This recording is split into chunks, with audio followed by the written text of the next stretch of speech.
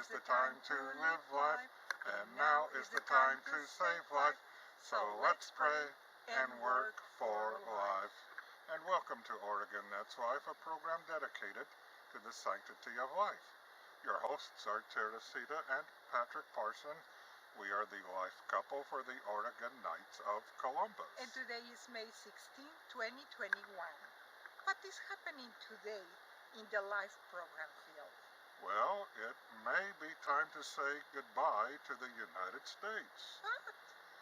You see, according to a study released on May 5th by the National Center for Health Statistics, the U.S. population has been on a steady decline for the last 6 years, and 2020 was a record low in the fertility rate.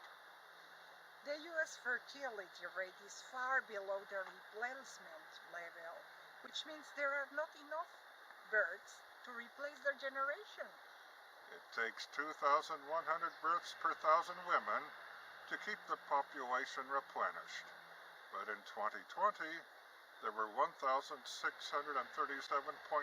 births per 1,000 women, which means our population is getting older with fewer replacements.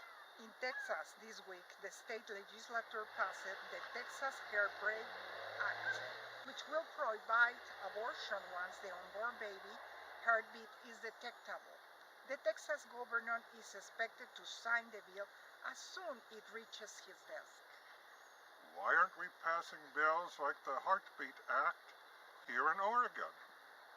Oh, I forgot. Oregon is the most pro-abortion state in the Union. We have absolutely no restrictions on abortion in Oregon. Other states have at least a waiting period or limitation based on age of the unborn child. But here in Oregon, not only do we have restrictions, we're also required to pay for abortion with our tax money. Our government is leading the destruction of our children. Yes, just like in 2 Kings 3:27 verse.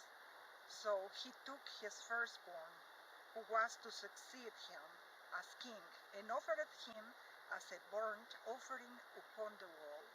He offered his firstborn as a burnt offering. Isn't that what we're doing in Oregon today? The same as we find in 2 Kings, chapter 3, verse 27. Sacrificing our unborn children in the name of reproductive rights, to protect ourselves from the inconvenience of being responsible for raising a child, to place a higher value on career and possessions than a human life. How can any person not see the reality of the value of someone waiting to be born? How can we help people see how precious life is? Life is precious, life is precious, for us all, both the born and unborn, both the born and unborn, big and small, big and small. So what can we do? Treat all people with dignity and respect while living and even after they're dead. Make a donation or volunteer to help at a pregnancy care center. Contact your local Right to Life chapter and ask what they need. Ask your pastor to explain from the pulpit why the church calls abortion an inherent evil. Stand a prayer vigil in front of a place of abortion. Be creative. I know you can come up with lots of other ideas, so let us know what you come up with. In the meantime, remember Oregon. That's life.